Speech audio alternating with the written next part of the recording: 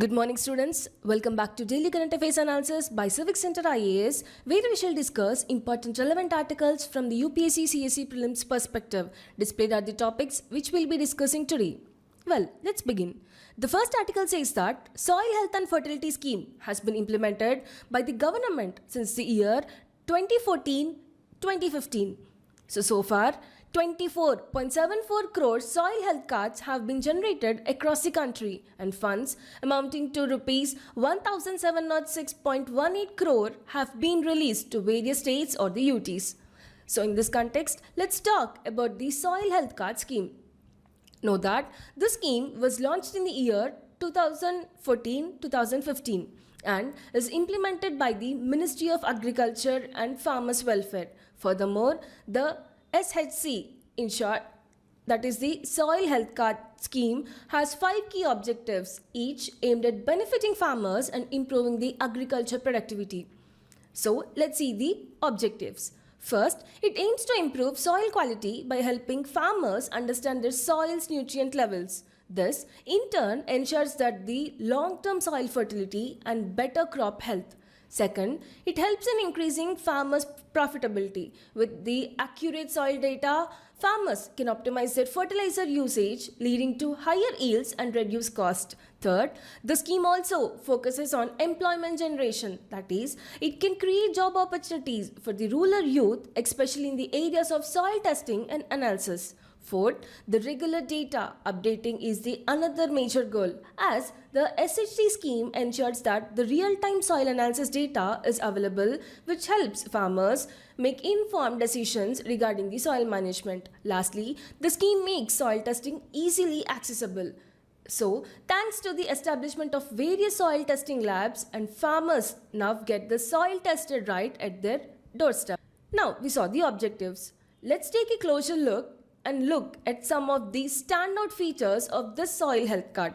See, the SHC provides farmers with the detailed soil health reports, which includes physical and chemical parameters, and the assessment covers primary nutrients such as nitrogen, phosphorus and potassium, essential for the plant growth. Additionally, it includes secondary nutrients like sulfur, calcium, magnesium, which are crucial for the soil structure and plant metabolism. Further, it also evaluates micronutrients such as iron, zinc, copper, manganese, boron and molybdenum, ensuring balanced soil fertility. And a key highlight of the scheme is that it provides personalized fertilizer recommendations. Based on the soil test results, farmers can receive guidance on the right type and quantity of fertilizers required for the land, thereby facilitating the balanced fertilization and integrated nutrient management. Another interesting aspect of this SHC scheme is that it promotes private participation in soil testing, so that by encouraging the entrepreneurs to establish private soil testing labs, and the government is creating business opportunities in the small towns and the rural areas. Now, the second article of the day says that primary agriculture credit societies. And in this context, let's talk about the primary agriculture credit societies. Know that the primary agriculture credit societies, in short the PACS, are defined as the village level cooperative credit societies that form the last link in the 3-tier cooperative credit structure in India. In simple terms, PACs acts as the first and the most direct point of the contact for farmers seeking the credit and the financial assistance. Now, let's understand the cooperative credit structure in India that operates at the 3 levels. At the top, we have the state cooperative banks, which operate at the state level, and they are responsible for overseeing the entire cooperative banking framework within a state. And at the middle level, we have the district central cooperative banks, which operate at the district level, and these banks receive credit from the SCBs, that is the state cooperative banks, and further distribute it to the next level. And further, at the grassroots levels, we have the primary agriculture credit societies, that is the PACs, which function at the village level and deal directly with the farmers, ensuring that agriculture credit reaches those who need it the most. Furthermore, the first PACs was established in the year 1904. And the implementation bodies are NABARD, NDDB, NFDB and also the state governments. Now, let's take a closer look at their key functions. One of the primary functions of PACs is to provide the credit to the farmers. They also offer short-term loans for the seasonal agriculture operations such as sowing, irrigation and harvesting. Additionally, they extend the medium-term loans to help farmers purchase the equipment, develop irrigation facilities and invest in the farm improvements. Apart from the financial support, the PACs also supply essential agriculture inputs. They ensure that farmers get the quality seeds, fertilizers, and pesticides at the right time and at the reasonable prices. This helps in reducing dependency on private traders who might overcharge for these inputs. Another important role played by these PACs is helping farmers market their produce. They often act as intermediaries, ensuring that farmers get fair prices for their crops without falling prey to the middleman and unfair trade practices. And in this way, PACs contribute to the better income security for the farmers. Significantly, PACs also play a major role in mobilizing the savings among the rural communities. By accepting deposits from the farmers and other members, these societies promote the financial discipline and help in resource accumulation. The next article says that Pradhan Mantri Kanak Kshetra Kalyan Yojana, in short the PM-KKY, mandates DMFs to spend funds on the priority sectors, that is the drinking water, environment preservation and pollution control measures, healthcare, education, welfare of women and children, etc. So now, in this context, let's talk about the District Mineral Foundation, that is in short the DMF. See, District Mineral Foundation is a non-profit trust established in mining affected districts to work for the welfare of communities affected by the mining operations. And it is an institution under the Mines and Minerals Amendment Act 2015. And further, it operates as a trust fund at the district level. Now, let's take a look at the key objectives of the District Mineral Foundation. First, to work for the welfare of people affected by the mining activities. Second, to ensure that the negative impacts of mining such as displacement, pollution and loss of livelihoods are mitigated. Third, to implement development projects in mining affected areas, improving infrastructure, health, education and overall living standards. Furthermore, the DMF is funded through contributions from mining leaseholders which are based on the royalty payments. And further, the rates of contribution depends on the type of mining lease. Like, for the leases granted after 2015, 10% of the royalty is contributed to the DMF. For leases granted before the 2015, the contribution is higher at 30% of the royalty. And at least 60% of the funds must be used for high priority areas like drinking water supply, healthcare, education, welfare of women and children, sanitation, environmental protection, etc. And the remaining 40% of the funds can be used for other infrastructure projects. So to ensure the transparency and efficiency, the DMF is governed by a well-defined structure. That is, the Governing Council is a primary decision-making body at the district level, and this council is chaired by the district collector and includes representatives from the Gram Sabha, mining companies and other local officials. Now, moving ahead, the next article is that with a non-inflationary budget marked by the fiscal discipline, the centre has done its bit to support growth and aid monetary policy, making India's top finance ministry official said, signaling that monetary and fiscal policies must not work at cross purposes as the economy will gain more traction if the interest rates are eased once the inflation is reined in. So well, in this context, let's talk about the key differences between monetary policy and fiscal policy. Know that monetary policy refers to the policies used by the central bank to regulate money supply and interest rates. This is done to maintain the financial stability and control the inflation. On the other hand, fiscal policy refers to the policies used by the government to regulate revenue and expenditure. It focuses on economic development and the public welfare. Further, monetary policy is implemented by the central bank, for example, the Reserve Bank of India in India or the Federal Reserve in the USA. whereas fiscal policy is implemented by the government, specifically the Ministry of Finance in India. Next, the primary goal of monetary policy is to control the inflation, stabilize the currency, and promote the economic growth, whereas fiscal policy aims to promote the economic development, reduce unemployment, and manage public debt. Monetary policy uses tools like repo rate, reverse repo rate, cash reserve ratio, and statutory liquidity ratio, further open market operations, etc.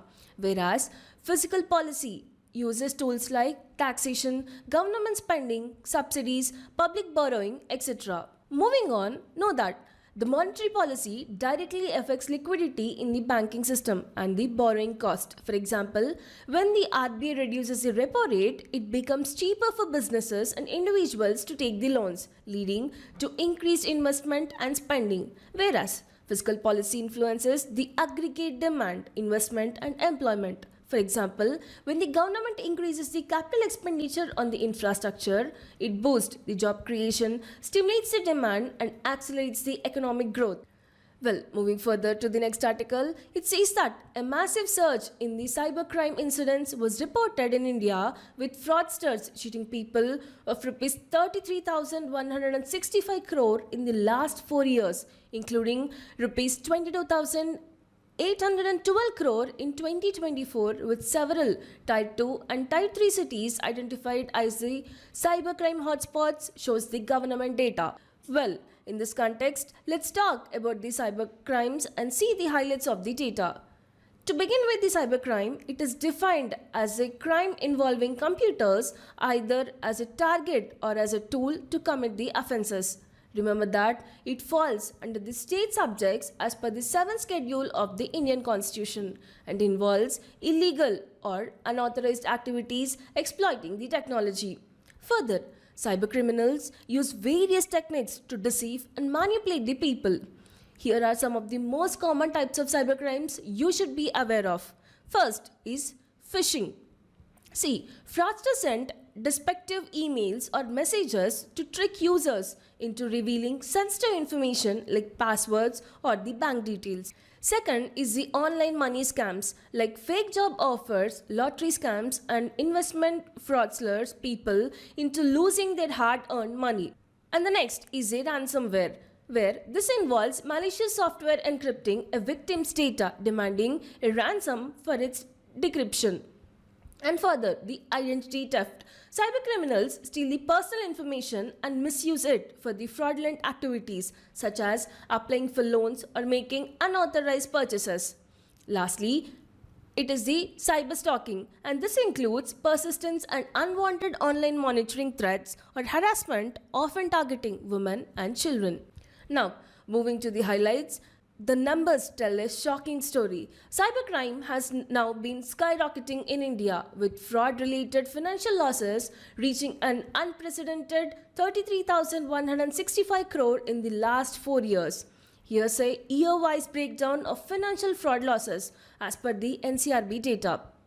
In the year 2021, it is rupees 551 crore, and next in the year 2022, it is 2,306 crore, and further in the year, it is increased to 7,496 crore. But in the year 2024, a massive surge of rupees 22,812 crore.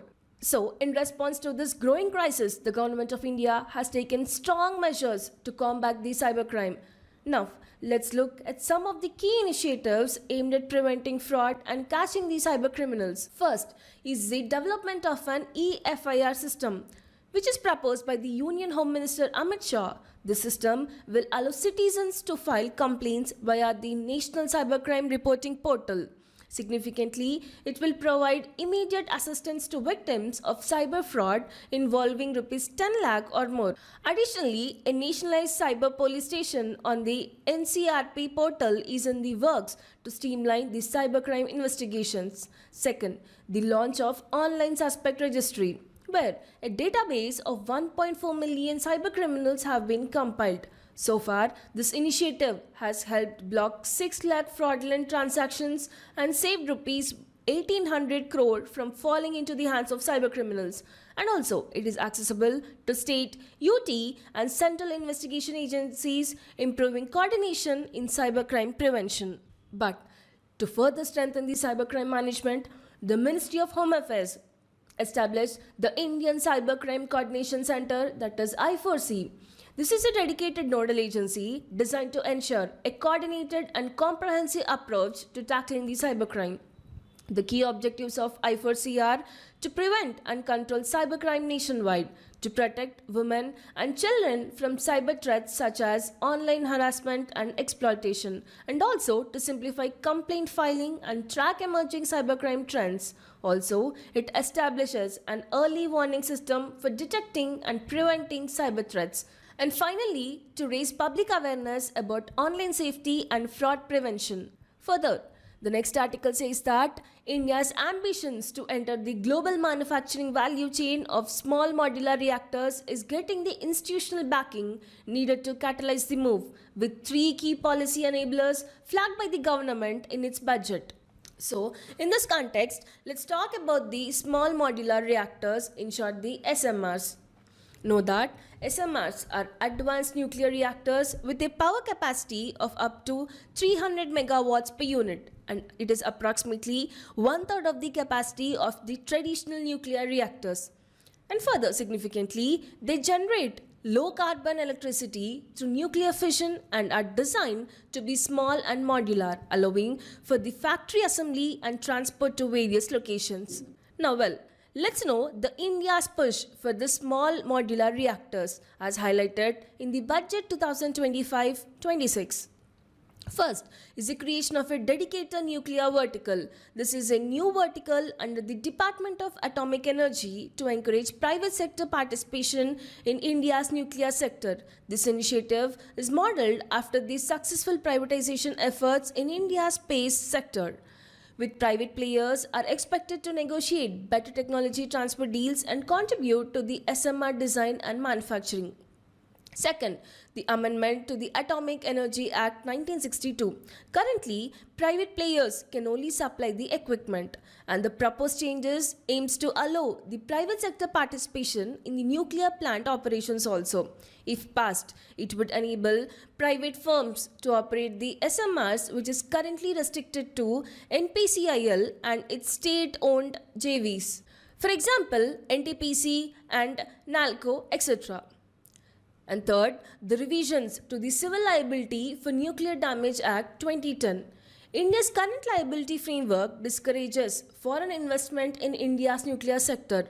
Global firms have cited the Act's supplier liability clauses as a major disincentive, and the proposed changes aim to attract foreign investors by addressing liability concerns. Now, let's explore the key reasons behind the India's push for these SMRs. See, the country has 2 major motivations for accelerating its SMR program. First is the transition from coal to clean energy. So, India is reducing its reliance on coal while expanding renewable energy sources like the solar and the wind power. However, renewables come with a major challenge. They are intermittent and lack efficient storage solutions. And these SMRs provide a stable, round-the-clock power source, complementing renewables and ensuring the energy security. Second is the strategic positioning in the global SMR market. India wants to establish itself as a global leader in the SMR design, development and manufacturing. The country has several competitive advantages, including the extensive experience operating small, heavy water reactors, giving it technical expertise in this domain, and also the cost-effective nuclear reactor production, enabling India to manufacture SMRs at a competitive price. But meanwhile, China is aggressively expanding its SMR program, especially as part of its Global South diplomatic strategy. Well, moving to the next article, it says that the government has employed artificial intelligence methods to address various challenges in the agriculture sector to aid the farmers. So in this context, let's talk about some of the key initiatives of artificial intelligence methods which are used in the agriculture. First is the Kisan E-Mitra, which comes with an objective of assisting farmers with queries related to government schemes, especially the PM Kisan Samman Nidhi scheme. Significantly, it empowers farmers by providing easy access to the information, and it is also the AI based multilingual support which enhances accessibility for farmers across the regions. Also, the evolution of this chatbot is to assist with the other government programs and also strengthens its utility. Next, we have the National Pest Surveillance System with an objective of monitoring pest infections in crops, particularly in context of the climate change. And this uses AI and machine learning techniques to detect pest issues early, enabling timely interventions to prevent crop loss. And the other is the AI based crop health assessment and monitoring, and it comes with an objective to access the health of crops like rice and wheat using the satellite imagery, weather data, and soil moisture datasets. Significantly, the AI helps in proactive monitoring, allowing for better crop management and resource optimization. The next article says that Vistar, which stands for Virtually Integrated System to Access Agriculture Resources, is an open, interoperable, and federated public network designed to provide reliable agricultural information and advisory services to empower farmers and enhance their farming practices. And this initiative significantly aims to democratize knowledge, foster collaboration, and ensure transparent, trusted, and verifiable information for the farmers. Now, in this context, let's look at the key features of the Vistar. Know that it empowers farmers and improves their livelihood by offering contextualized knowledge and the best practices. And further, it facilitates discovery and fulfillment of verified agriculture content such as crop production, market linkages, climate smart agriculture practices, and also skilling. Furthermore, Vistar is built on 5 core principles that make it a reliable, inclusive, and future ready platform for the Indian farmers. First is the decentralized participation. As the farmers, agricultural institutions, technology platforms, and governments can actively contribute and share the knowledge. Second is the autonomy for states, as the state governments can define their own agriculture policies and customize the information available to farmers within their regions. Third is the open and transparent value flow, as the Vistar ensures transparent interactions among the farmers, traders, and policymakers, fostering trust and also the collaboration. Further, a standout feature of Vistar is its interoperability, meaning it can seamlessly integrate with different platforms, ensuring farmers receive accurate and timely information from various trusted sources.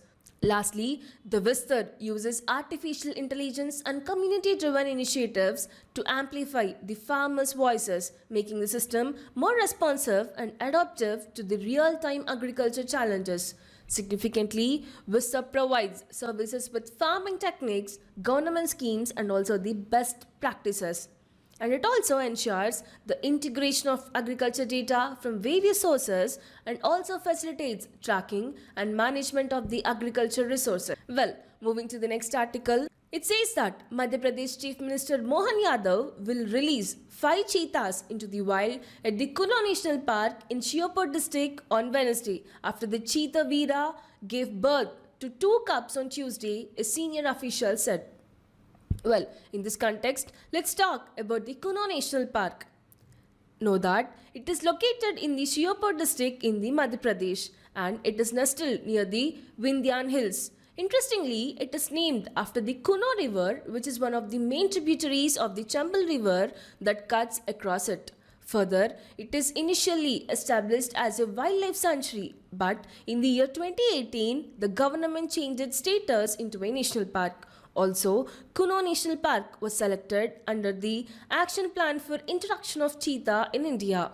And this area was deemed a habitat parallel to the Masai Mara National Park in Kenya, which is suitable for the cheetahs.